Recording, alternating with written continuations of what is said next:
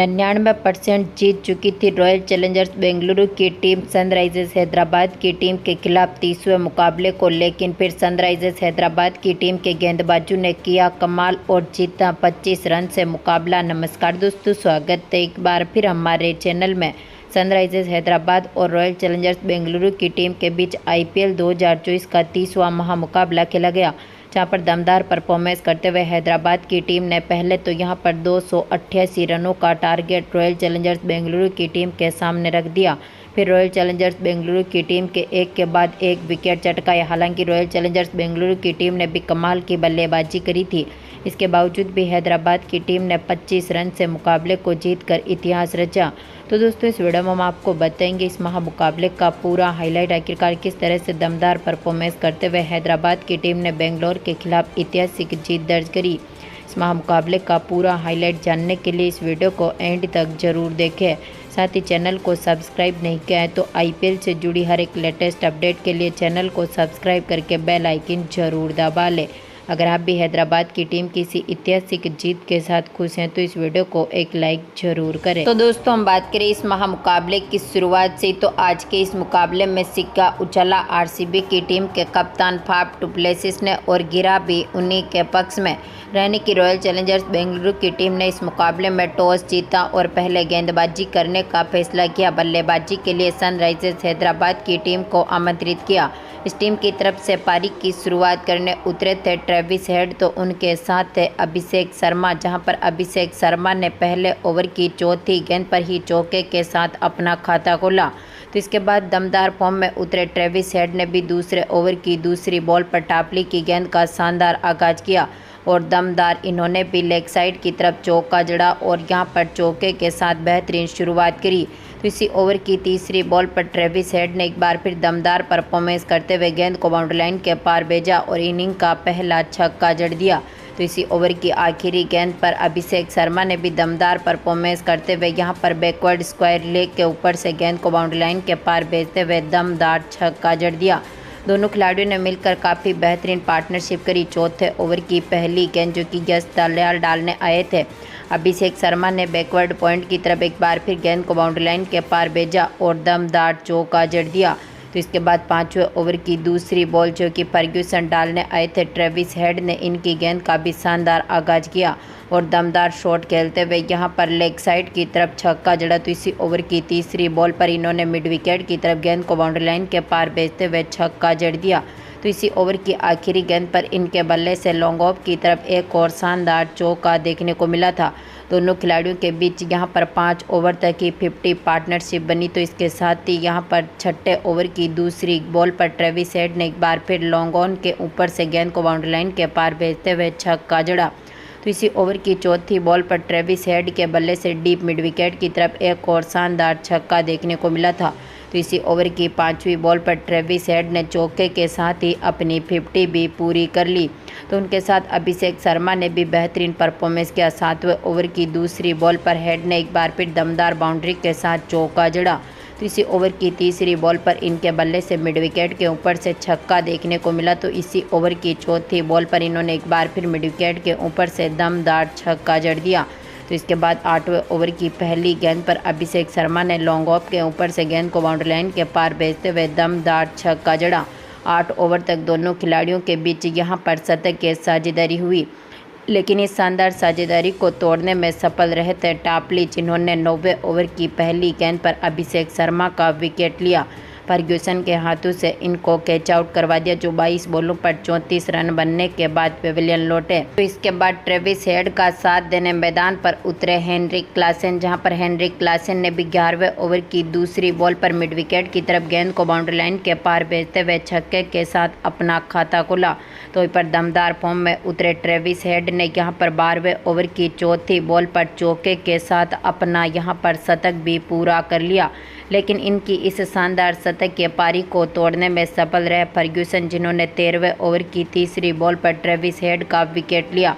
Du Plessis के हाथों से इनको कैच आउट करवा दिया, जो आज के मुकाबले में 41 बॉलों पर 102 रनों की शानदार पारी खेलने के बाद पेविलियन लौटे। इसके बाद हेनरिक क्लासेन का साथ देने मैदान पर उतरे एडन मार्करम, जहां पर एडन मार्करम ने भी काफ़ी बेहतरीन परफॉर्मेंस किया। 14वें ओवर की तीसरी बॉल पर क्लासेन ने लॉन्ग ऑन के ऊपर से गेंद को बाउंड्री लाइन के पार भेजते हुए छक्का जड़ा। तीसरी ओवर की चौथी बॉल पर इन्होंने एक बार फिर गेंद को लॉन्ग ऑन की तरफ बाउंड्री लाइन के पार भेजते हुए दमदार छक्का जड़ दिया। तो इसके बाद 15वें ओवर की दूसरी बॉल पर क्लासेन के बल्ले से एक और शानदार चौका देखने को मिला था। दमदार फॉर्म में उतरे हेनरिक क्लासेन ने भी यहां पर 15वें ओवर की आखिरी बॉल पर छक्के के साथ अपनी 50 जमाई। तो उनके साथ दमदार फॉर्म में उतरे एडन मार्करम ने भी शानदार साझेदारी करी। टीम का स्कोर 16 ओवर तक ही 215 रनों के पार पहुंचने में सफल रहा था। तो इसके बाद 17वें ओवर की दूसरी बॉल पर क्लासेन ने एक बार फिर शानदार शॉट खेला। एक बार फिर गेंद को बाउंड्री लाइन के पार भेजते हुए छक्का जड़ा। तो इसी ओवर की चौथी बॉल पर एडन मार्करम ने भी दमदार परफॉर्मेंस करते हुए शानदार छक्का जड़ दिया। लेकिन इसी ओवर की आखिरी गेंद पर फर्ग्यूसन ने क्लासेन का विकेट लिया, जो कि आज के मुकाबले में 31 बॉलों पर 67 रनों की शानदार पारी खेलने के बाद पेविलियन लौटे। तो इसके बाद एडन मार्करम का साथ देने मैदान पर उतरे अब्दुल समद, जहां पर अब्दुल समद ने भी काफ़ी बेहतरीन परफॉर्मेंस किया। 19वें ओवर की दूसरी बॉल पर चौके के साथ अपना खाता खोला। तो इसी ओवर की तीसरी बॉल पर इन्होंने एक और चौका जड़ा। तो इसी ओवर की आखिरी गेंद पर इनके बल्ले से थर्ड मैन के ऊपर से एक और शानदार चौका देखने को मिला। तो इसके बाद आखिरी ओवर की पहली गेंद पर एडन मार्करम ने एक बार फिर दमदार शॉट खेला और लेग साइड की तरफ गेंद को बाउंड्री लाइन के पार भेजते हुए चौका जड़ा। तो इसी ओवर की दूसरी बॉल पर इनके बल्ले से एक और शानदार शॉट देखने को मिला और इन्होंने एक बार फिर डीप मिड विकेट की तरफ गेंद को बाउंड्री लाइन के पार भेजते हुए दमदार छक्का जड़ दिया। तो इसी ओवर की 5वीं बॉल पर अब्दुल समद ने भी मिड विकेट की तरफ गेंद को बाउंड्री लाइन के पार भेजते हुए दमदार छक्के के साथ ही यहां पर स्कोर को 287 रनों तक पहुंचा दिया। यानी कि हैदराबाद की टीम ने आज के मुकाबले में अपने 3 विकेट खोने के साथ ही यहां पर 287 रन बना दिए। यानी कि अब यहां पर रॉयल चैलेंजर्स बेंगलुरु की टीम के सामने टारगेट रख दिया था 288 रनों का। रॉयल चैलेंजर्स बेंगलुरु की टीम की पारी की शुरुआत से हम बात करें तो इस टीम की तरफ से पारी की शुरुआत करने उतरे थे विराट कोहली, तो उनके साथ थे फाफ डु प्लेसिस, जहां पर डु प्लेसिस ने अपनी दूसरी गेंद पर चौके के साथ अपना खाता खोला। तो इसी ओवर की आखिरी गेंद पर दमदार परफॉर्मेंस करते हुए कोहली ने भी स्क्वायर लेग की तरफ गेंद को बाउंड्री लाइन के पार भेजा और दमदार चौके के साथ अपना खाता खोला। तो इसके बाद दूसरे ओवर की 5वीं बॉल पर कोहली ने एक बार फिर भुवनेश्वर कुमार की गेंद का शानदार आगाज किया और दमदार शॉट खेलते हुए इस इनिंग का पहला छक्का जड़ दिया। तो इसके बाद दमदार फॉर्म में उतरे डु प्लेसिस ने भी तीसरे ओवर की तीसरी बॉल पर अब्दुल समद की गेंद का शानदार आगाज करते हुए एक बार फिर दमदार शॉट खेला और एक बार फिर कवर पॉइंट की तरफ गेंद को बाउंड्री लाइन के पार भेजते हुए दमदार छक्का जड़ा। तो इसी ओवर की आखिरी गेंद पर डु प्लेसिस के बल्ले से एक और शानदार शॉट देखने को मिला था और एक बार फिर इन्होंने गेंद को बाउंड्री लाइन के पार भेजा और दमदार छक्का जड़ दिया। टीम का स्कोर 4 ओवर तक ही 50 पार्टनरशिप तक पहुंचा, यानी कि 55 रनों के पार स्कोर को पहुंचा दिया था आरसीबी की टीम के ओपनर बल्लेबाजों ने। तो इसके बाद 5वें ओवर की आखिरी गेंद पर विराट कोहली ने एक बार फिर स्क्वायर लेग के ऊपर से गेंद को बाउंड्री लाइन के पार भेजते हुए दमदार छक्का जड़ा। दोनों खिलाड़ियों के बीच यहां पर 80 रनों की पार्टनरशिप हो चुकी थी, लेकिन इस पार्टनरशिप को तोड़ने में सफल रहे थे मार्कंडे, जिन्होंने 7वें ओवर की दूसरी बॉल पर विराट कोहली का विकेट लिया। इनको यहां पर एलबीडब्ल्यू कर दिया, जो 20 बॉलों पर 42 रनों की शानदार पारी खेलने के बाद पेविलियन लौटे। इसके बाद डु प्लेसिस का साथ देने मैदान पर उतरे जैक्स, जहां पर विलियम जैक्स ने भी काफ़ी बेहतरीन परफॉर्मेंस किया।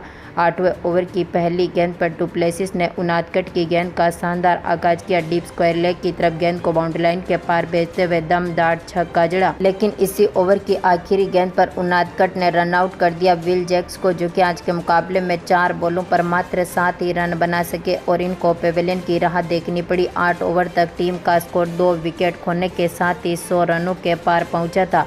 तो इसके बाद पारी को संभालने आए थे रजत पाटीदार, जिन्होंने 9वें ओवर की चौथी बॉल पर छक्के के साथ अपना खाता खोला, लेकिन इसी ओवर की आखिरी गेंद पर पाटीदार भी मार्कंडे की गेंद का शिकार हुए। नीतीश कुमार ने इनका कैच पकड़ा, चूँकि 5 बॉलों पर मात्र 9 ही रन बना सके और इनको भी पेविलियन की राह देखनी पड़ी।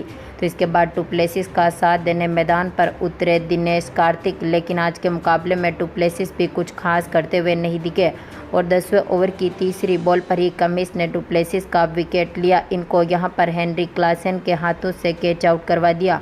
जो कि 28 बॉलों पर 62 रनों की शानदार पारी खेलने के बाद पेविलियन लौटे। तो इसके बाद पारी को संभालने आए थे सौरव चौहान, लेकिन आज के मुकाबले में यह भी कुछ खास नहीं कर पाए और इसी ओवर की आखिरी गेंद पर कमिंस की गेंद का शिकार हुए। इनको यहां पर LBW कर दिया, जो अपनी पहली बॉल पर खाता भी नहीं खोल सके और इनको भी पेविलियन की राह देखनी पड़ी। तो इसके बाद दिनेश कार्तिक का साथ देने मैदान पर उतरे महिपाल लोमलोर, जहां पर लोमलोर ने भी काफ़ी बेहतरीन परफॉर्मेंस किया। दिनेश कार्तिक के साथ मिलकर शानदार साझेदारी करी। 12 ओवर तक टीम का स्कोर जहां पर 135 रनों तक पहुंचा था। तो इसके बाद 13वें ओवर की पहली गेंद पर लोमलोर ने दमदार परफॉर्मेंस करते हुए मार्कंडे की गेंद का शानदार आगाज किया और दमदार छक्के के साथ अपना खाता खोला। तो इसी ओवर की दूसरी बॉल पर मार्कंडे ने एक बार फिर दमदार शॉट खेला और स्क्वायर लेग के ऊपर से गेंद को बाउंड्री लाइन के पार भेजते हुए छक्का जड़ा। तो इसी ओवर की चौथी बॉल पर दिनेश कार्तिक ने भी एक बार फिर दमदार शॉट खेला और स्टैंड की तरफ गेंद को बाउंड्री लाइन के पार भेजा और दमदार छक्का जड़ दिया। यानी कि यहां पर RCB की टीम का स्कोर 13 ओवर तक 175 रनों के पार पहुंचने में सफल रहा था। तो इसके साथ ही अब तक टीम ने अपने 5 विकेट खो दिए थे। तो इसके बाद दिनेश कार्तिक ने 14वें ओवर की 5वीं गेंद पर उनादकट की गेंद का शानदार आगाज किया और छक्के के साथ ही अपनी 50 जमाई। तो इसी ओवर की आखिरी गेंद पर इन्होंने चौके के साथ यहां पर दोनों खिलाड़ियों के बीच 50 पार्टनरशिप बनती हुई दिखी, लेकिन इस पार्टनरशिप को तोड़ने में सफल रहे कमिंस, जिन्होंने 15वें ओवर की पहली गेंद पर लोमलोर का विकेट लिया। इनको यहां पर LBW कर दिया, जो 11 बॉलों पर 19 रनों की शानदार पारी खेलने के बाद पेविलियन लौटे। तो इसके बाद पारी को संभालने उतरे थे रावत, जहां पर रावत ने भी इसी ओवर की आखिरी गेंद पर चौके के साथ अपना खाता खोला। तो इसके बाद 16वें ओवर की पहली गेंद पर दिनेश कार्तिक ने एक बार फिर शानदार शॉट खेला, गेंद को बाउंड्री लाइन के पार भेजते हुए दमदार छक्का जड़ दिया। टीम का स्कोर 16 ओवर तक पहुंचा था, यहां पर 200 रनों के पार। तो इसके बाद दिनेश कार्तिक ने काफ़ी बेहतरीन परफॉर्मेंस करते हुए शानदार शॉट खेले, लेकिन यहां पर दिनेश कार्तिक के रूप में भी टीम को तगड़ा झटका लगा था। 19वें ओवर की 5वीं गेंद पर दमदार फॉर्म में उतरे नटराजन ने कार्तिक का विकेट लिया। इनको यहां पर क्लासेन के हाथों से कैच आउट करवा दिया, जो कि 35 बॉलों पर 83 रनों की शानदार पारी खेलने के बाद पेविलियन लौटे। तो इसके बाद आखिरी ओवर में अनुज रावत का साथ देने मैदान पर उतरे थे विजय कुमार, लेकिन आज के मुकाबले में अनुज रावत ने आखिरी ओवर की पहली गेंद पर शानदार शॉट खेलते हुए चौका जड़ा। तो इसी ओवर की दूसरी बॉल पर रावत के बल्ले से एक और चौका देखने को मिला। तो इसी ओवर की 5वीं गेंद, इसके बाद आखिरी गेंद पर राहुत ने एक बार फिर दमदार शॉट खेलते हुए चौके जड़े। आज के मुकाबले में RCB की टीम ने अपने 7 विकेट खोने के साथ ही 262 रन बना दिए। यानी कि यहां पर सनराइजर्स हैदराबाद की टीम ने RCB की टीम के खिलाफ 25 रनों से ऐतिहासिक जीत दर्ज करी है।